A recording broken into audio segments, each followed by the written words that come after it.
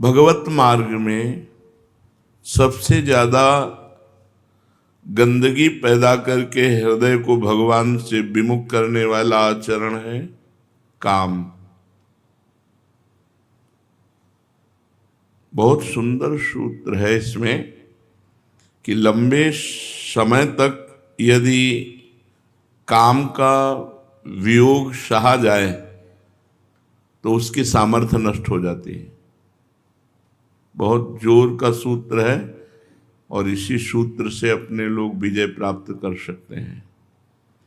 लंबे समय तक काम का संयोग ही न होने दें, न हस्त मैथुन करें और न किसी शरीर का संयोग होने दें लंबे समय तक, तो अपने आप काम शांत हो जाता है। यदि आप बीच बीच में काम की चेष्टाएं करते रहेंगे तो आपके हृदय को मलिन करके भगवत विमुख बनाए रखेगा। ऐसे ही समय पार होगा। गाढ़ चिंतन, भगवदानंद, लक्ष्य की तरफ बढ़ना, ये सब नहीं हो पाएगा। इसलिए नियम लो तो कुछ समय बाद, कुछ समय में हो सकता है वर्ष, 2 वर्ष, 4 वर्ष, जैसी आपकी अंतःकरण की वृत्ति है भगवत चिंतन की, ये शांत हो जाएगा। जैसे हमारी वृत्ति काम की तरफ प्रबल होके जाती है और हम कोई चेष्टा कर बैठते हैं, अब वो प्रबल होता रहेगा, बिल्कुल शांत हो जाती है, इच्छा ही नहीं रहती। तो ब्रह्मचर्य भगवान से मिलाने के लिए परम सहायक है। ब्रह्मचर्य अत्यंत आवश्यक है, जो आज के काल में लोग सुनना, समझना और चलना बिल्कुल नहीं चाहते।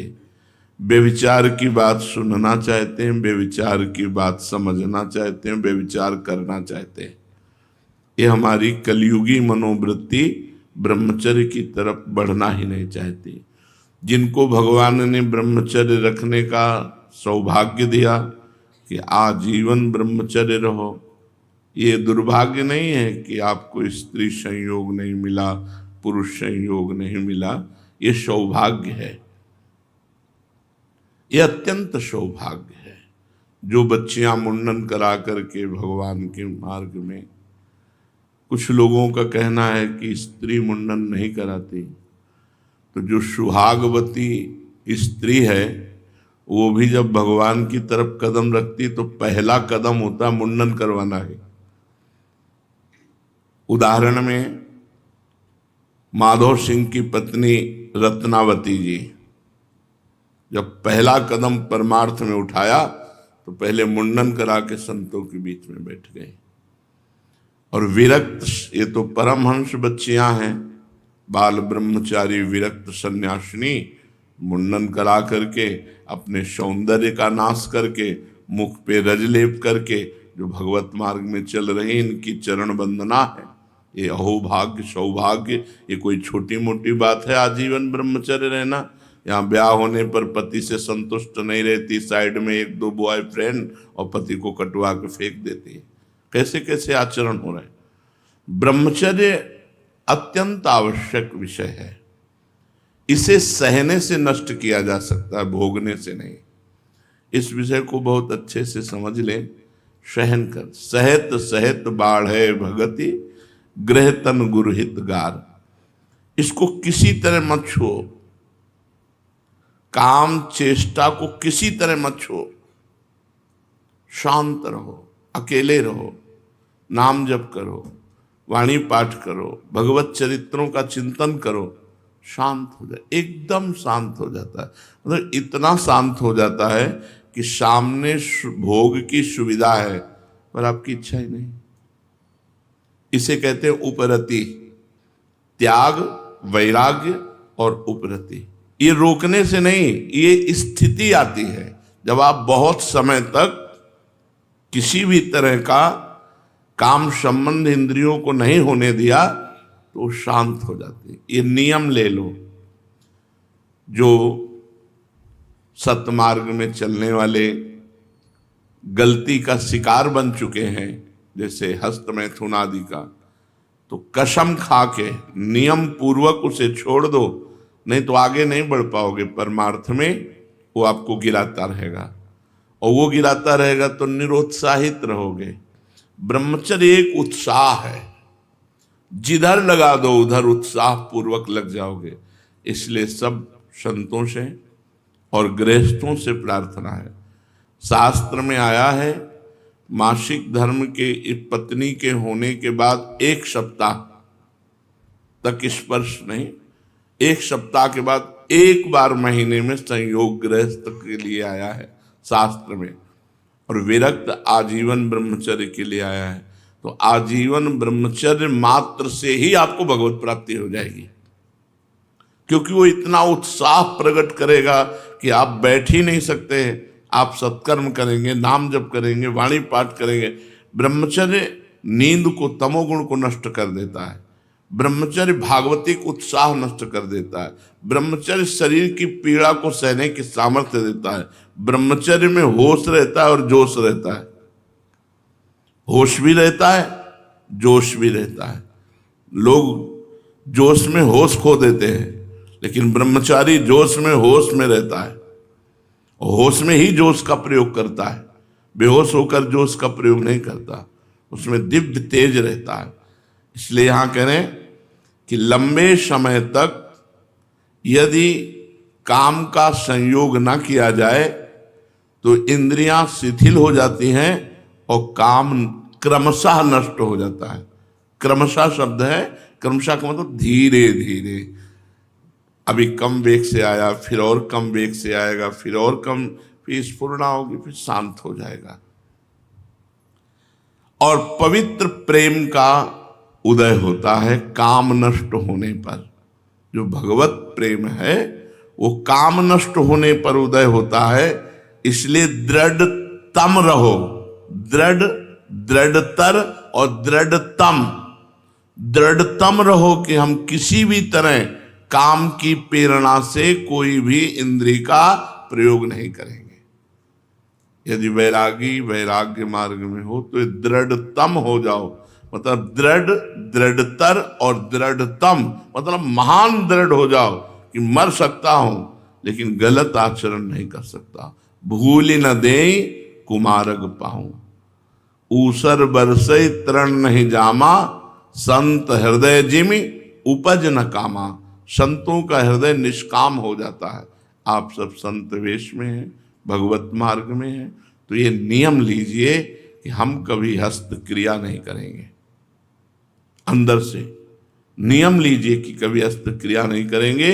और जब हस्त क्रिया ही नहीं करेंगे तो दूसरों का स्पर्श और दूसरों की तरफ देखना, दूसरों की तरफ क्रिया की भावना करना, ये तो बहुत ही दूरी बात है। साधु को, साधक को कभी ऐसे संकल्प न बनने देना, क्योंकि सबसे पहले विषयों का ध्यान होता है, फिर उसकी स्फुरना होती है, फिर उसका संकल्प बनता है। कामना जो है वो स्फुरना ही है। फिर संकल्प बनता है, फिर संकल्प में बाधा पड़ने पर क्रोध आता है, और संकल्प की पूर्ति होने पर लोभ आता है।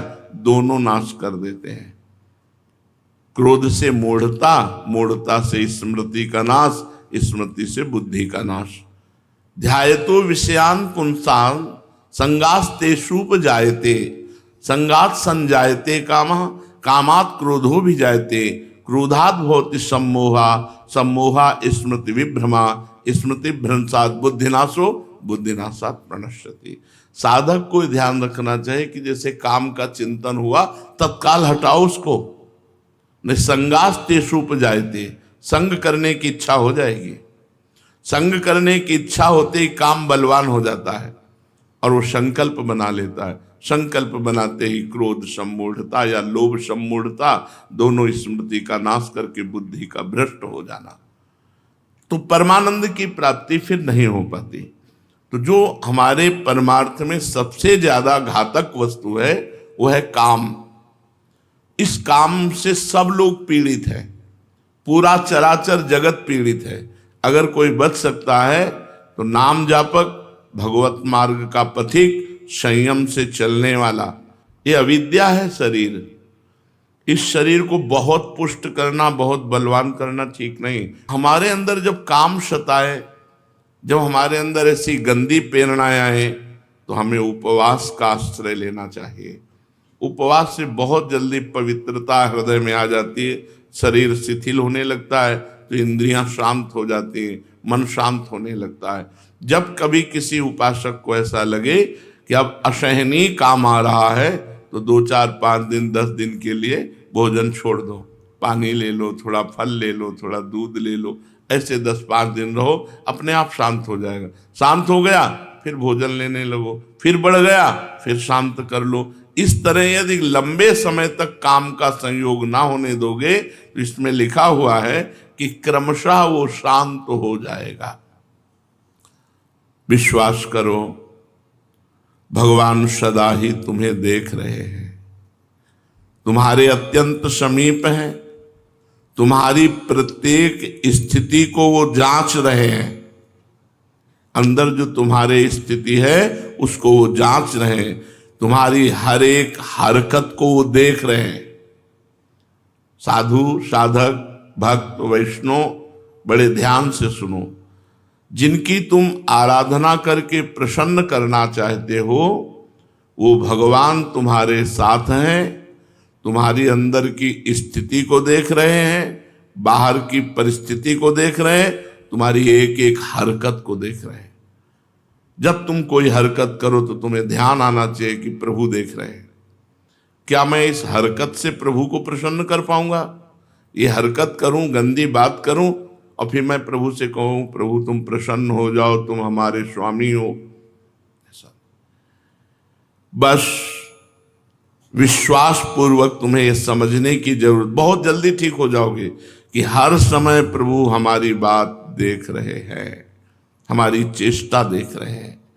भगवान यद्यपि तुम्हारे परम सुहृद हैं, निकट से निकट केवल भगवान ही हैं और सब दूरी है।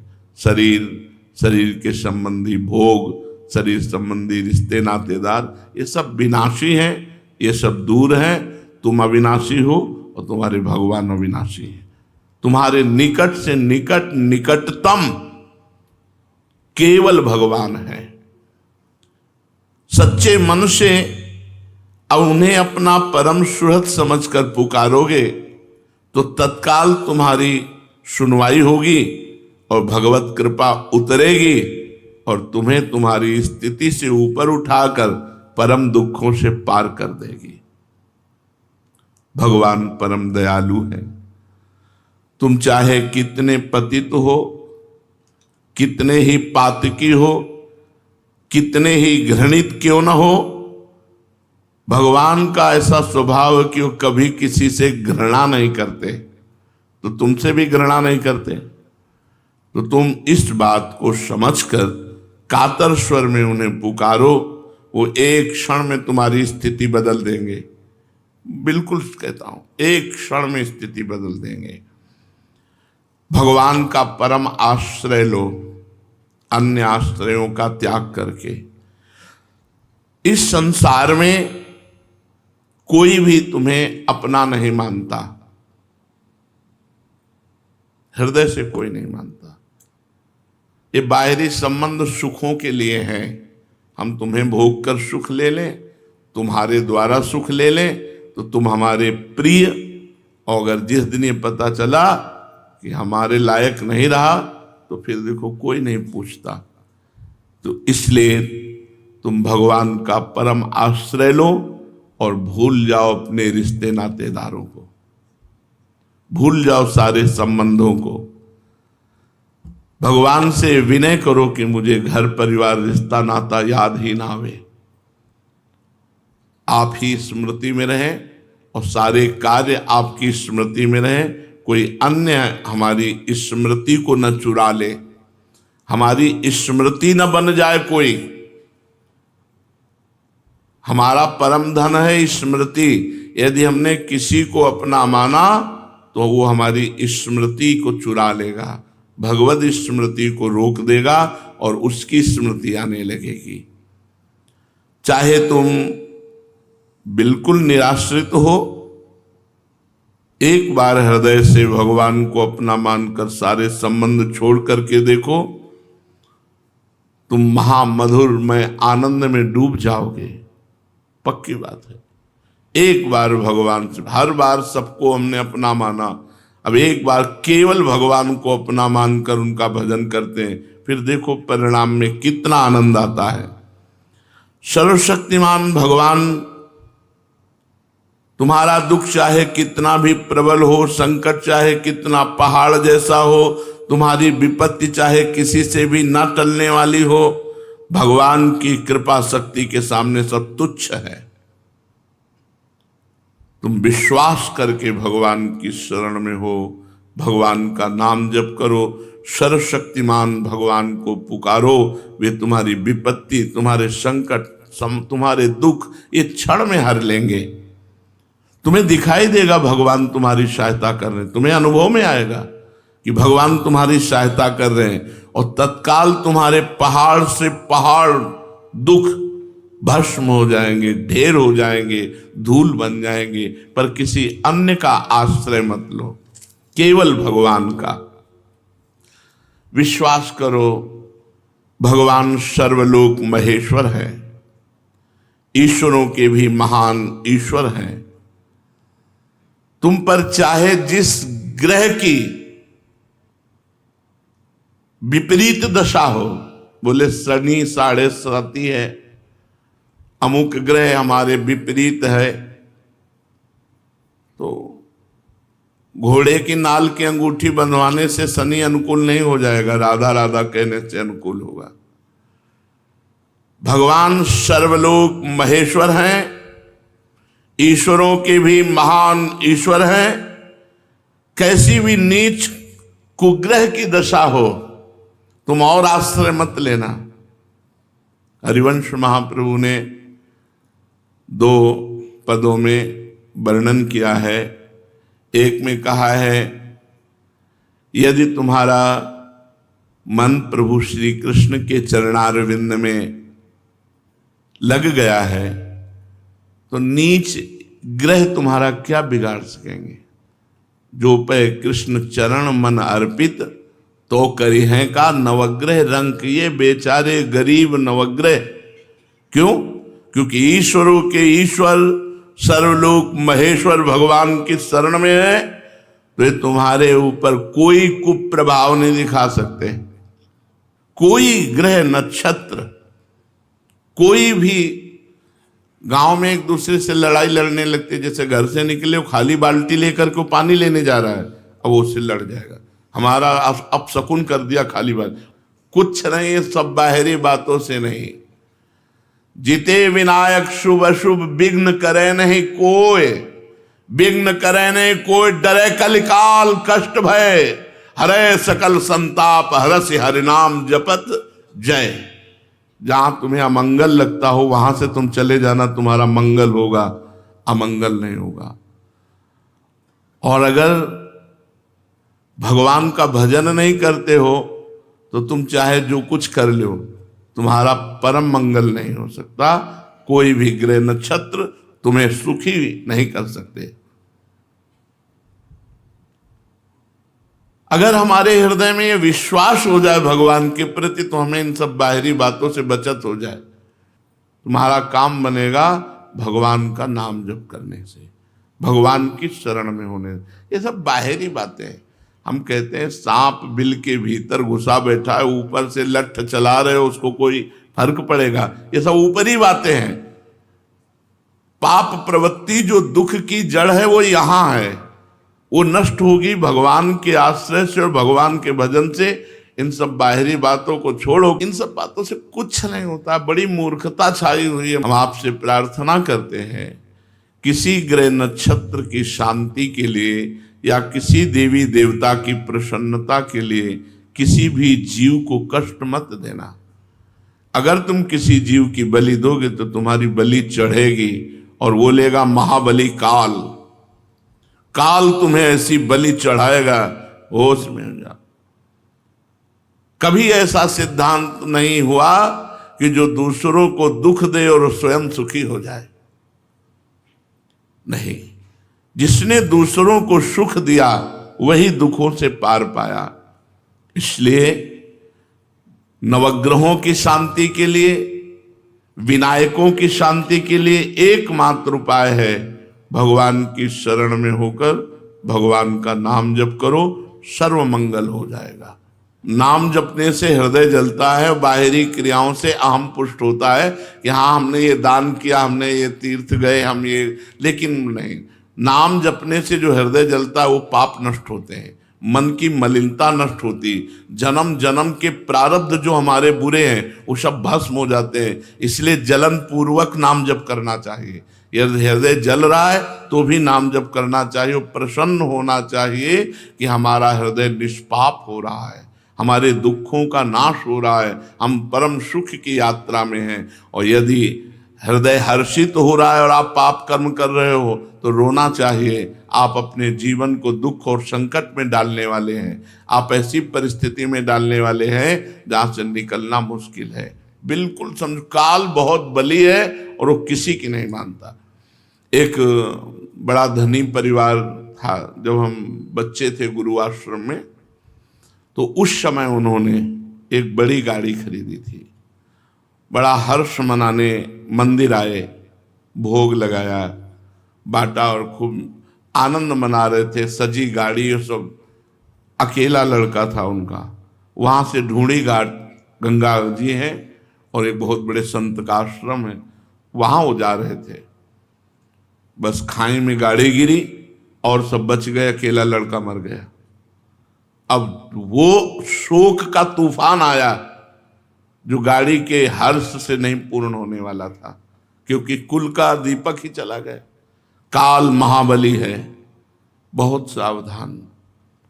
भगवान की शरण के बिना बाहरी भोग लगाने से भगवान प्रसन्न नहीं होते। आप कह सकते हैं कि वो मंदिर में भगवान के गए और भगवान को भोग लगाया। आप करो पाप और उस पैसे से भगवान को भोग लगाओ तो भगवान भोग पाएंगे क्या? भगवान क्या कहते हैं? भाव का भूखा हूं मैं। भगवान ने तो नहीं कहा कि मैं लड्डू पेड़ा का भूखा हूं। तुम करो पाप, मनमानी आचरण करो, सोचो लड्डू पेड़ा का भोग लगाकर हम भगवान को अपने पक्ष में कर लेंगे, तो ऐसा कभी नहीं पाया गया। जब पाया गया तो अकिंचनों के पक्ष में भगवान मिले। जो भगवान को समर्पित चित्त नाम जापक, उन्हीं के पक्ष में भगवान रहे। नहीं तो धनी मानी लोग भगवान को खरीद ले, गरीब लोगों को भगवान कभी मिले ना। लेकिन जब मिले भगवान, गरीबों को मिले, अकिंचनों को मिले, असहायों को मिले। जो आर्त भाव से भगवान की शरण में गए उन्हीं को भगवान मिले। तुम निकृष्ट कर्म में अगर फंस गए हो और उसका फल भुगताने आ चुका है तो कोई देवता या कोई महाबली पूरे विश्व का तुम्हें नहीं बचा सकता। अगर बचा सकते हैं तो भगवान। हमसे निकृष्ट कर्म हुआ, वो हमें फल देने के लिए प्रस्तुत हो गया, अब हमें बचा सकते हैं तो सिर्फ भगवान बचा सकते हैं, दूसरा कोई नहीं बचा सकता। भगवान को पुकारो। बड़े से बड़ा देवता या दैत्य या ग्रह या नक्षत्र या भूत या पिशाच, कोई भी हो तुमसे डरेगा। तुम भगवान के हो इसलिए तुमसे डरेगा। हृदय से भगवान की शरण में हो जाओ। इन भूत पिशाच गलत ग्रह नक्षत्रों का बस उन्हीं के ऊपर चलता है जो भगवान का आश्रय लेकर भगवान का भजन नहीं करते। जो भगवान का आश्रय और भजन करते हैं उनके ऊपर कुछ नहीं, जादू टोना। कई लोग एकांतिक में प्रश्न करते हैं कि नजर लग जाती है क्या? हमारे ऊपर लगा के देखो नजर, कितनी नजरें लगी। अरे ऐसे किसी की नजर, किसकी नजर में इतनी ताकत है नजर में कि दूसरे का बुरा कर दे। हमारे कर्म यदि बुरे नहीं है तो किसी की ताकत नहीं, किसी की नजरों में ऐसी ताकत नहीं कि हमारा बुरा कर दे।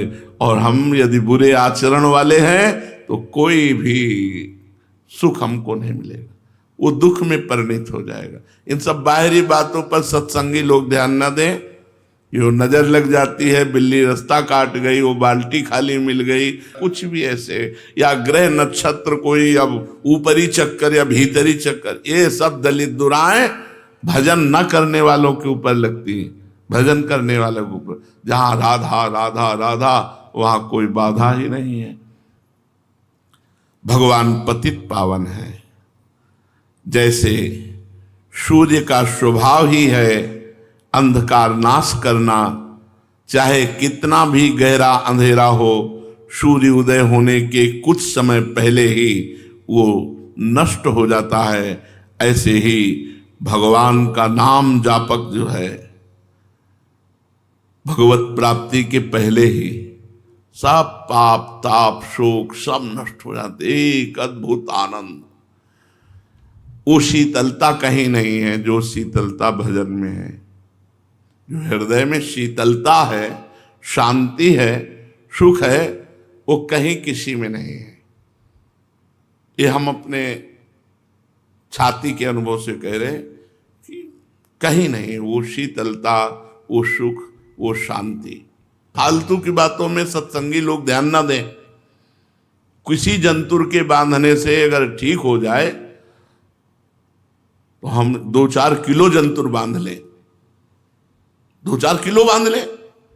एक जंतुर से ये ठीक हो जाता है तो हम 2-4 किलो जंतुर बांध लें कि हमारी दोनों किडनी ठीक हो जाए। कुछ नहीं होता, भोगना पड़ता है। हाँ, भगवान का भजन करते हो तो मुस्कुरा के भोग लोगे, संघर्ष में जीवन से लड़ करके निकल जाओगे। और भजन नहीं करते तो पीस डालेंगे, ये मार डालेंगे। एक डायलिसिस मैन आया था, वो कह रहा था मुझे मृत्यु दे दो, इतना कष्ट होता है, कब तक झेलूं। और कहा कि मैं आपको देख करके जी रहा हूं। आपको जब देखते हैं कि हर्षित हो, प्रसन्न हो, तो और आपको देख करके जो हम गलत भोजन पाते थे उसको भी छोड़ दिया, पर अब मैं मृत्यु मांगता हूं, मुझे मृत्यु मिल जाए। इतना कष्ट कब तक यहाँ रोज डायलिसिस हो रहा है, रोज कष्ट का जीवन, लेकिन आनंदमय जीवन। हम आपसे सच्ची कहते हैं, हमको 100 में 1% भी कष्ट नहीं। हर जैसे कष्ट में भी शरीर है तो अंदर इतनी शीतलता, आनंद बना रहता है, बस जय जय, कोई कष्ट नहीं।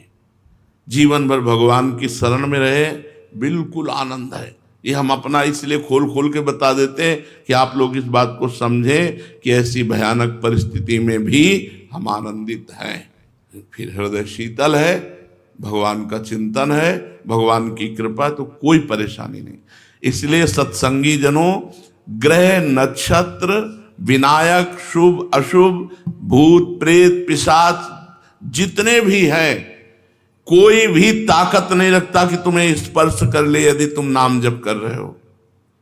अगर नाम जप नहीं करते हो, भगवान के आश्रित नहीं हो, तो ये सब मिटिया मेट कर देते हैं। ग्रह नक्षत्र सब मिटिया मेट कर देते हैं। इसलिए भगवान भय स्वरूप भी है और भगवान भक्त भयहारी है। तिनकर काल रूप में भ्राता, भगवान से अगर विमुख रहोगे तो भय पे भय प्रस्तुत करते रहेंगे, और भगवान के सन्मुख रहोगे तो निर्भय रहोगे। आज हमसे प्रश्न किया कि आपके हर प्रश्न का उत्तर होता है नाम। नाम ही क्यों, और कोई उपाय क्यों नहीं? क्योंकि और कोई हमें उपाय मिला नहीं आज तक। जितने उपाय मिले सब अधूरे मिले, पूरे नहीं मिले। और हमको बल मिला, संतोष है। गोस्वामी तुलसीदास जी कहते हैं, छूटी बे के जतन, छूटी बे के जतन, विशेष बांधे जाएगो, होई है विष्णु भोजन जो सुधासानी खाएगो। राम राम राम जी जौलो तू न जपी है, तौलो तू कहूं जाए तिहूं ताप तपी है। सुरसरी तीर बिन नीर दुख पाई है, सुर तरु तरे तो ही दारिद सताई है। गंगा के किनारे प्यासा मरेगा अगर भगवान का भजन नहीं करता तो। कल्पतरु के नीचे तुझे दरिद्रता सताएगी। सोवत जागत सपने न सुख पाई है, जुग जुग जन्म जन्म। गोस्वामी जी कह भटक लो जितना भटकना, एक उपाय केवल है भगवान का नाम। अगर नाम जप नहीं करते हो, आप गंगा नहाते हो तो गंगा पाप नष्ट कर देगी, लेकिन पाप की प्रवृत्ति नहीं। गंगा नहाते हैं, बहुत लोग नहाते हैं, लेकिन क्या निष्पाप हो गए क्या? नहीं। आप किसी तीर्थ भ्रमण करे आओ, देख ले, बोले हम मानसरोवर हो आए, हम केदारनाथ हो आए, हम बद्रीनाथ हो आए, आपके पाप नष्ट हो जाएंगे, मानता हूं, परम पवित्र धाम है, लेकिन आप निष्पाप नहीं होंगे। निष्पाप तब होंगे जब पाप की प्रवृत्ति का नाश होगा, और वो भजन से होता है। इसीलिए गोस्वामी जी ने चैलेंज कर दिया, बारी मथे घृत होए बरु, सिकताते बरु तेल, बिनु हरि भजन न भवतरी, या सिद्धांत अपेल विनिश्चितम बदामि ते नान्यथा वचांस में, हरिम भजनते नरा भव सागर तरंति ते। मैं निश्चित मत कहता हूं, बिना भजन के कल्याण नहीं हो। जितना नाम जप करोगे संशय खत्म होते चले जाएंगे, जितना नाम जप करोगे अध्यात्म बल बढ़ता चला जाएगा। भगवान भय स्वरूप भी हैं और भगवान ही भक्त भयहारी है। यमराज भी भगवान से भयभीत होता है, डर के काम करते हैं। सूर्य भी भगवान से डर कर अपनी सेवा में लगे रहते हैं। वायु भी भगवान से भयभीत होकर प्रवाहित होती है। मृत्यु भी भगवान से भयभीत होकर अपना कार्य करती है। वही जब भगवान मेरे लाडीले ठाकुर हैं तो मुझे किससे भय? निर्भय हो जाता है। अगर निर्भय कोई है तो भक्त है, भक्त भयहारी। भगवान भक्त के भय का अपहरण कर लेते हैं। दंभ, अहंकार, काम, क्रोध, लोभ, मोह, मद, मत्सर, ये उससे डरने लगते हैं जो भगवान की शरण में हो जाता है, उस पर आक्रमण नहीं करते। ये हैं जैसे हम तुम हैं, ऐसे ही हैं। ये सरकारी आदमी हैं, दंड विभाग है, ये भगवान का दंड विभाग है। जो भगवान से विमुख होकर गलत आचरणों में गया तो काम, क्रोध, लोभ, मोह, मद, मत्सर मिटिया मेट कर देते हैं, दंड विभाग है। काम, क्रोध, लोभ, मोह, मद, मत्सर ये भगवान के दंड विभाग हैं। जब आप भगवान की शरण में हो जाओगे तो ये आपको छोड़ देंगे। ये अहंकार पर अटैक करते हैं। अहंकार रूपी जो घर है वो काम, क्रोध, लोभ, मोह, मद, मत्सर का है। अगर अहंकार भगवान की शरण में चला गया तो आप बिल्कुल निष्काम हो जाएंगे। आपके अंदर अद्भुत आनंद, अद्भुत शीतलता केवल भगवान की शरणागति से। मन में इस बात पर श्रद्धा करो, भगवान का नाम कभी न छूटने पावे। फिर देखो अल्प क्षणों में ही पापों का नाश हो जाएगा, और पाप नाश होते ही त्रिविध ताप मुक्त हो जाएंगे आप। विश्वास करो, भगवान परम उदार हैं। तुम चाहे कितने भी नीच स्वभाव वाले क्यों न हो, अभावग्रस्त क्यों न हो, दीनहीन क्यों न हो, लक्ष्मीपति तुम्हें महान बना देंगे। यही तो लोग समझ नहीं पाते। लोगों को भ्रम हो जाता है। लोगों को लगता है कि जो संत जन है ये पैसा कमाने के लिए भीड़ जुटाते हैं। सत्संग सुनो, भगवान नाम कीर्तन करो, सब करो, लेकिन ऐसी भावनाओं का प्रचार प्रसार मत करो जो यहां नहीं है। यहां ना किसी से चौरनी ली जाएगी और ना कभी भी जीवन में ऐसा नहीं हो। जिस दिन ऐसा होने लगेगा उस दिन हम आना बंद कर देंगे। हमारा उद्देश्य भगवत प्राप्ति है, हमारा उद्देश्य भगवान को रिझाना है, ना कि संसार का संपत्ति एकत्रित करना। किडनी फेल आज हम चले जाएं तो ये सब हमारे साथ जाएगा क्या? हम तुम्हें उपदेश करते हैं वैराग्य का और स्वयं भोगों की आकांक्षा रखें। यार कितनी घृणित बात है। इसलिए खूब नाम जप करो, भगवान का चिंतन करो, भगवान के भरोसे रहो, किसी ग्रह नक्षत्र भूत प्रेत विपत्ति से परेशान मत हो। भगवान के नाम में अपार सामर्थ्य है। श्री राधा वल्लभ लाल की।